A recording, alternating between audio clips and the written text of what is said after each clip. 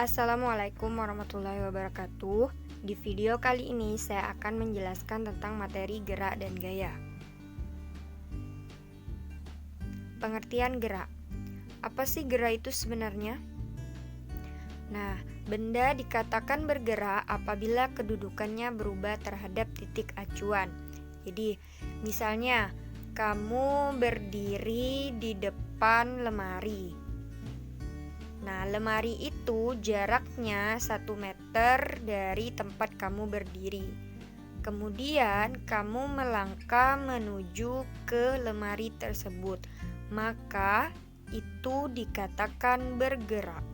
Atau kalau pada suatu benda, misalnya kamu menyimpan bola 1 meter di depan teman kamu.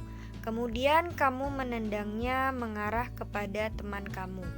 Dan bola sampai pada teman kamu, maka benda tersebut dikatakan bergerak. Nah, ada yang namanya gerak semu. Gerak semu ini adalah gerak benda yang dilihat oleh pengamat yang berada dalam sistem gerak. Contohnya itu pada gerak yang ada di luar angkasa, itu disebut sebagai gerak semu. Geraknya tidak begitu terlihat, namun kedudukan suatu benda itu berubah. Misalnya kedudukan bumi terhadap matahari itu selalu berubah, yang menandakan adanya siang dan malam. Jenis-jenis gerak. Yang pertama ada gerak lurus. Nah, gerak lurus ini adalah gerak yang lintasannya lurus. Jadi lurus lintasannya itu, garisnya tuh lurus. Misalnya kamu nendang bola ke teman kamu, arah bolanya itu lurus, itu disebut sebagai gerak lurus. Kemudian gerak melingkar. Nah, gerak melingkar ini adalah gerak yang lintasannya berbentuk lingkaran atau bagian dari lingkaran. Jadi gerakannya itu seperti lingkaran, tidak lurus. Kemudian yang terakhir yaitu gerak parabola. Nah, gerak parabola ini adalah gerak dengan lintasan berbentuk parabola.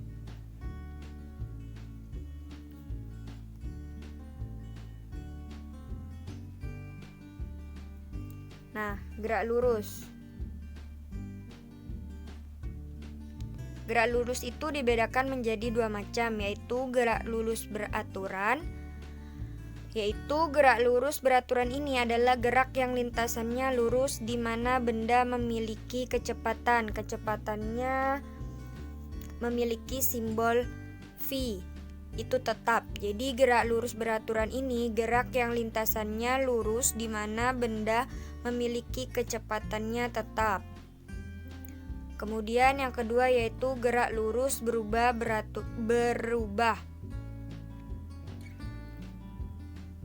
Nah, gerak lurus berubah beraturan. Maaf ya, salah pengetikan.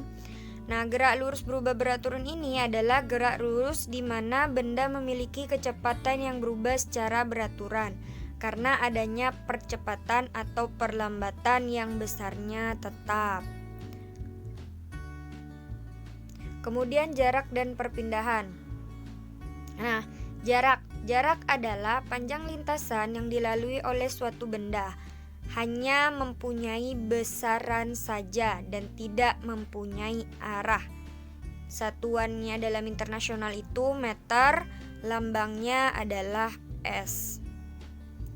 Kemudian kalau perpindahan itu adalah perubahan posisi suatu benda yang mempunyai besaran dan arah. Jadi kalau jarak ini dia cuma punya besar saja, jadi misalnya 30 km, nah itu disebut sebagai jarak, atau 1 meter itu disebut sebagai jarak. Sementara perpindahan itu adalah perubahan posisi kamu. Misalnya kayak tadi yang saya contohkan gerak. Bola itu berpindah dari kamu menuju ke teman kamu. Nah, itu disebut sebagai perpindahan. Dia punya besar dan arah. Nah, perpindahannya itu misalnya sejauh 1 meter ke arah kanan. atau sejauh 1 meter ke arah utara. Itu disebut sebagai perpindahan. Nah, contohnya itu misalnya seorang berjalan ke arah kanan sejauh 200 meter, kemudian berbalik arah sejauh 100 meter. Nah, gambarnya tuh, maaf ya gambarnya ketimpa. Jadi seorang itu berjalan dari arah A menuju ke arah B sejauh 200 meter, kemudian berbalik lagi ke arah C sejauh 100 meter. Tentukan jarak dan perpindahannya. Nah, kalau jarak itu berarti jarak A ke B. Tadi jarak A ke B itu kan 200 meter. Kemudian ditambah jarak B ke C itu 100 meter. Jadi 200 ditambah 100 meter. Itu adalah jarak. Jadi jumlah seluruhnya itu jarak. Nah, kemudian kalau perpindahan itu adalah perpindahan dari A ke B dikurang dengan perpindahan dari B ke C. Jadi itu 200 dikurangin 100 jadi sisa 100. Tandanya tadi jadi kalau perpindahan tuh dari A ke B kan 200, kemudian pindah lagi dari B ke C dikurangin 100. Jadi perpindahannya cuman 100 meter. Jadi sebenarnya kalau perpindahan itu cuma dihitung jarak awal sama jarak akhirnya saja. Sementara kalau jarak itu dihitung keseluruhan jarak yang ditempuhnya. Jadi sebenarnya kalau di soal ini diumpamakan itu dari A ke C saja perpindahannya. Jadi cuma 100 meter. Sementara kalau jarak itu keseluruhannya dari A ke B kemudian dari B ke C itu 300 meter. Kemudian kelajuan dan kecepatan. Nah, kelajuan adalah besar jarak yang ditempuh oleh suatu benda yang bergerak dalam tiap satuan waktu, memiliki nilai dan satuan. Jadi kelajuan ini punya nilai dan satuan. Jadi besarnya jarak yang ditempuh oleh suatu benda yang bergerak dalam tiap satuan waktu. Nah, secara matematis itu ditulis sebagai V sama dengan S per T. Nah, keterangannya V-nya itu kelajuan, satuannya meter per sekon, kemudian S-nya itu adalah satuan meter, kemudian T-nya itu adalah waktu atau satuannya sekon. Nah, sementara ini kalau soal yang ditanyakan adalah kelajuannya. Seandainya soal yang ditanyakan adalah jaraknya, maka S itu sama dengan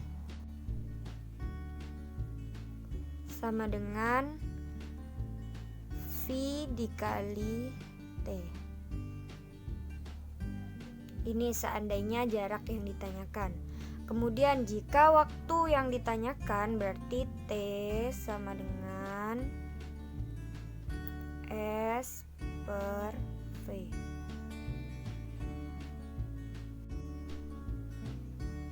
Paham ya sampai di sini ya. Kemudian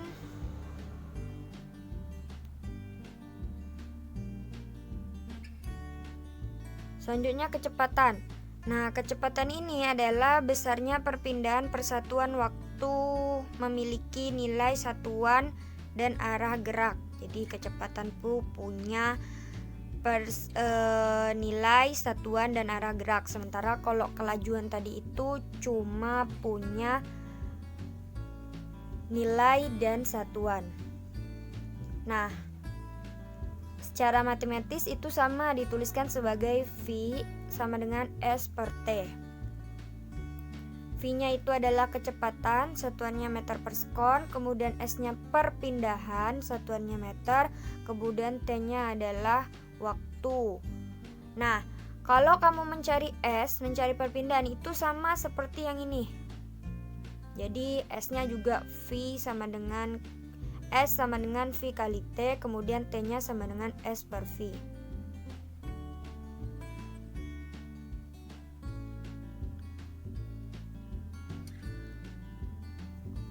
Percepatan dan perlambatan. Nah, percepatan ini adalah besarnya pertambahan kecepatan tiap satuan waktu. Jadi percepatan itu misalnya kamu menambah kecepatan tiap satuan waktu, itu disebut sebagai percepatan.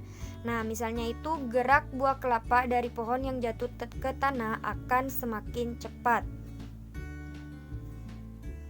Rumusnya itu sama dengan A sama dengan VT dikurang V0 terus dibagi T atau per T.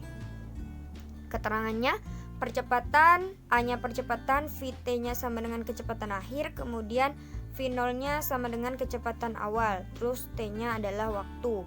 Jadi misalnya A-nya itu adalah percepatannya berapa, kemudian sama dengan kecepatan akhir dikurang kecepatan awal, kemudian dibagi dengan waktu.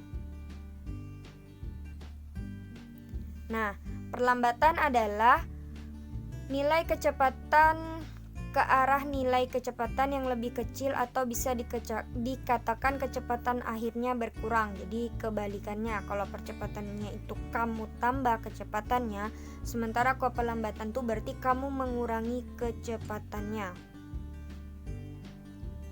Contohnya itu adalah gerakan orang mengayuh sepeda pada saat jalan menanjak akan semakin pelan. Kalau seandainya jalannya menurun, maka itu disebut sebagai percepatan.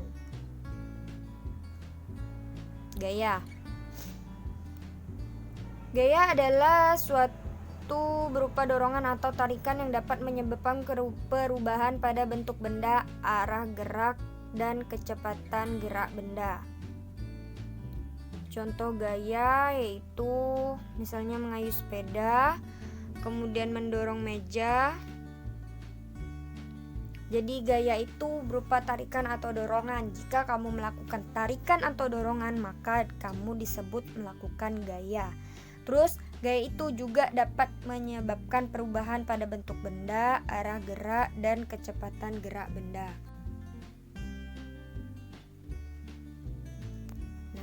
Misalnya nih, gaya cara melukis gaya. Misalnya ada gaya sebesar 100 Newton dengan arah ke kanan. Jika tiap 1 cm mewakili 10 Newton besar gaya, maka gaya 100 meter dengan arah ke kanan tersebut dapat dilukis seperti di bawah ini. Nah, 1 cm sama dengan 10 Newton. Maka dari A ke F, ini maaf ya, F-nya bergeser, seharusnya F-nya itu ada di ujung garis. Cara melukis gaya itu berarti gayanya diberi lambang huruf F, jadi gaya itu lambangnya F. Kemudian titik A itu adalah pangkal gaya yang merupakan titik tangkap gaya, jadi A itu titik awalnya, terus F itu adalah gayanya. Jadi kalau ke kanan kamu garis ke arah kanan, kalau ke kiri ya kamu garis ke arah kiri. Mengukur gaya. Nah, gambar di bawah ini adalah alat untuk mengukur gaya, yaitu disebut sebagai neraca pegas. Nah, itu gambar neraca pegas. Satuan gaya ini dalam standar internasional adalah Newton. Perpaduan resultan dan gaya. Nah, gaya yang segaris dan searah. Tadi cara melukis gaya itu kan kamu bikin A itu sebagai titik awal, kemudian digaris dituliskan F itu sebagai lambang gaya. Apabila dia ke kanan, maka kamu menulisnya ke arah kanan. Nah, secara matematis itu resultan gaya ini dituliskan R sama dengan F1 ditambah F2 ditambah F3. Kemudian keterangannya adalah resultan R-nya resultan gaya, F1, F2, F3-nya itu adalah gaya, Fn-nya itu adalah jumlah gaya, kira-kira berapa jumlahnya. N-nya itu jumlahnya gitu, gaya keberapa gitu. Jadi kalau misalnya di gambar ini misalnya F2-nya sama dengan 5 Newton. Kemudian F1-nya sama dengan 7 Newton. Jadi kalau R-nya sama dengan 5 ditambah 7 sama dengan 12, kayak gitu.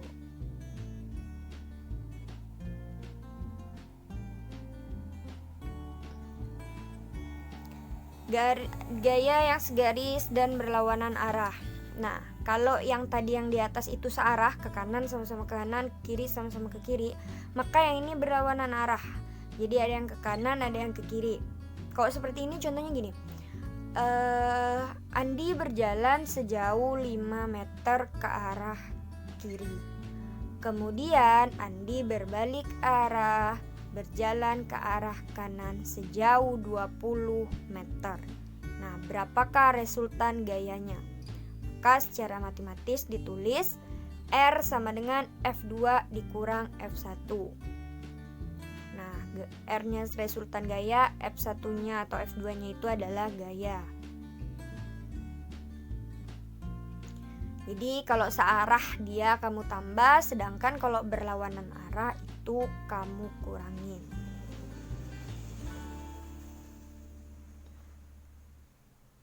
Macam-macam gaya. Nah, gaya itu ada gaya otot, yaitu gaya yang menggunakan tenaga otot atau dihasilkan oleh gaya tarikan dan dorongan, contohnya mengangkat meja. Kemudian gaya gesek, gaya yang terjadi antara dua benda bergesekan antara dua permukaan datar, contohnya pada saat mengerem mobil itu akan berhenti. Jadi gaya otot itu ya gaya yang menggunakan otot. Kemudian kalau gaya gesek itu yang bergesekan, misalnya kayak kamu berjalan itu memanfaatkan gaya gesek. Kemudian gaya gravitasi, nah gaya yang terjadi karena gravitasi bumi, contohnya itu adalah buah kelapa yang jatuh dari pohonnya. Jadi buah kelapa itu kalau jatuh dari pohonnya pasti dari atas ke bawah, tidak mungkin melayang ke arah lain lagi, karena itu adanya gaya gravitasi. Kemudian gaya pegas, yaitu gaya yang dihasilkan oleh sebuah pegas, contohnya misalnya main ketapel, jadi pegas itu kayak karet yang elastis gitu, pegas itu. Kemudian magnet, nah gaya yang ditimbulkan oleh dorongan dan tarikan dari magnet, contohnya pada saat mendekatkan magnet dengan magnet lain akan didorong sehingga menempel di besi itu. Jadi kalau misalnya kamu ada magnet terus didekatkan sama besi, maka besi tersebut akan menempel pada magnetnya. Kemudian yang selanjutnya itu gaya listrik. Jadi gaya yang dihasilkan oleh listrik, contohnya pada saat menyalakan kipas angin, menyalakan lampu, dan menyalakan komputer. Jadi kalau gaya listrik ini yang dipengaruhi oleh listrik. Nah, pengaruh gaya. Nah, gaya dapat mempengaruhi gerak benda. Jelas, karena gaya itu dapat merubah posisi benda. Nah, benda yang diam akan bergerak karena adanya gaya. Kemudian, benda yang bergerak akan menjadi diam, itu karena adanya gaya. Jadi benda yang diam menjadi bergerak itu contohnya misalnya bola tuh diam tuh, terus kamu kasih gaya, kamu tendang. Nah, tendang itu kan berupa dorongan, maka akan menjadi bergerak. Kemudian kalau benda bergerak menjadi diam, misalnya itu saat kamu mengayuh sepeda, kemudian kamu rem, maka benda yang bergerak itu akan menjadi diam. Remnya itu kamu berikan tarikan gitu. Kemudian benda yang bergerak akan berubah arah. Contohnya itu misalnya pada saat kamu naik motor yang tadinya bergerak kemudian dibelokkan, maka akan berubah arah. Jadi kalau misalnya kamu naik sepeda motor ke arah lurus, kemudian ada belokan, pasti kamu belokkan, kamu tarik stangnya ke arah samping dikit, kemudian akan berbelok. Soalnya benda dapat berubah bentuk. Nah, ternyata gaya itu dapat merubah bentuk benda. Nah, contohnya itu adalah aluminium yang dibakar dan dipipihkan.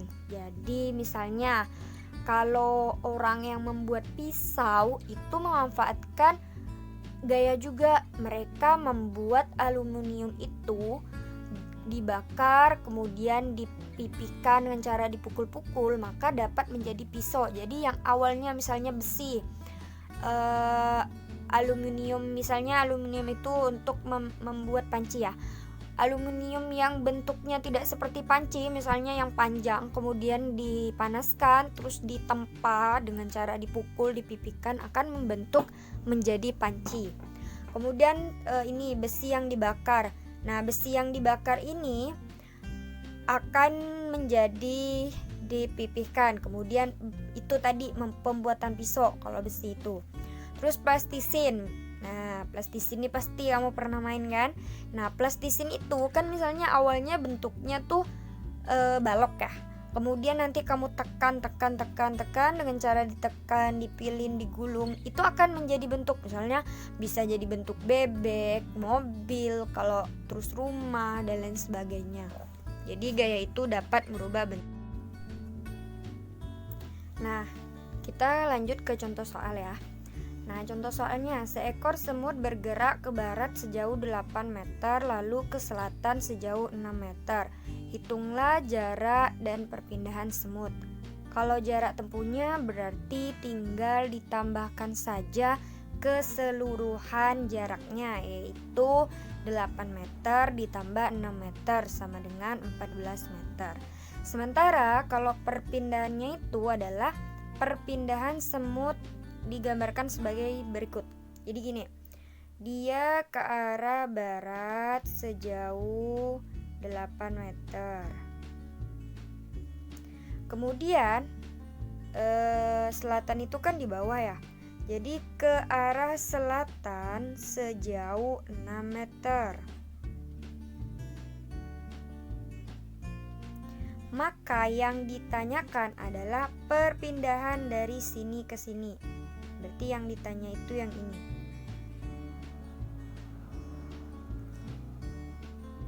Maka rumusnya adalah yaitu perpindahannya sama dengan pakai rumus Pitagoras, karena ini berbentuk Pitagoras. Pasti kalian tahu waktu di pelajaran matematika sudah belajar Pitagoras. Nah, jadi pakai rumus yaitu akar 8 pangkat 2 ditambah 6 pangkat 2.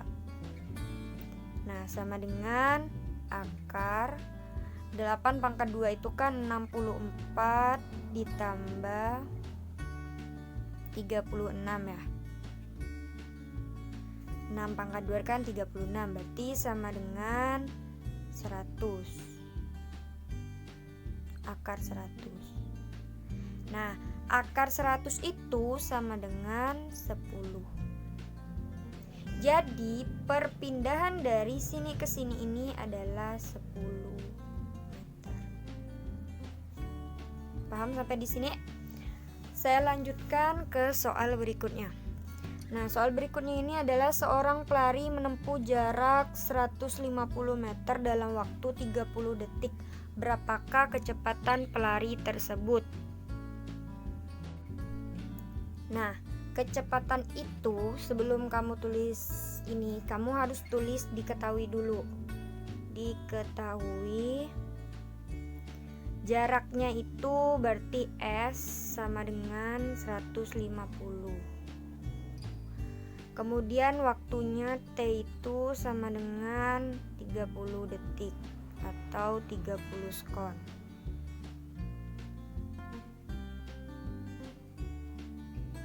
Ini meter ya. Maka yang ditanya itu adalah kecepatannya itu adalah V. Berarti jawab V sama dengan apa? S per T. Maka 150 dibagi 30 berarti sama dengan berapa? 5. Berarti kecepatannya sama dengan 5 meter per sekon. Paham ya? Sampai di sini ya. Nah, kita ke soal berikutnya, yaitu diketahui sebuah mobil melaju dengan kecepatan awal 2 meter per sekon, kemudian setelah mobil melaju 10 sekon, kecepatan mobil tersebut bertambah 4 meter per sekon. Berapakah percepatan yang dimiliki oleh mobil tersebut? Maka biasakan kalau ada soal seperti ini, kamu harus nulis diketahuinya dulu. Diketahui, yaitu yang pertama kecepatan awalnya V0-nya sama dengan 2 meter per sekon. Kemudian V akhirnya karena ditambah kecepatannya itu sebesar 4 meter per sekon. Kemudian waktunya T-nya itu sama dengan 10 sekon. Yang ditanya adalah apa? Percepatannya. Ini tanda tanya ya. Kemudian dijawab. Percepatan itu kan A itu sama dengan apa tadi rumusnya? VT atau V akhir dikurang V0 atau V awal dibagi T. Sorry, tidak cukup, kita hapus dulu ya.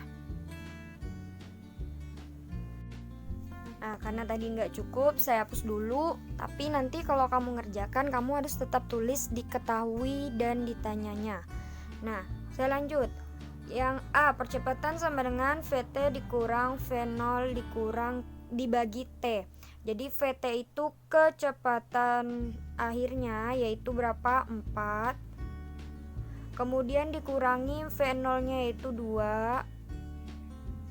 Terus dibagi dengan T-nya adalah 10. 4 dikurang 2 itu sama dengan 2 terus per 10.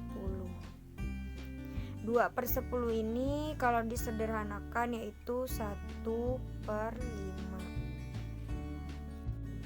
Jadi percepatannya yaitu 1 per 5 meter per sekon. Paham ya sampai di sini ya? Nah, karena ini udah selesai, kurang lebihnya saya mohon maaf. Jika ada pertanyaan silahkan dilanjutkan di chat WA ataupun Classroom. Kurang lebihnya saya mohon maaf. Wassalamualaikum warahmatullahi wabarakatuh.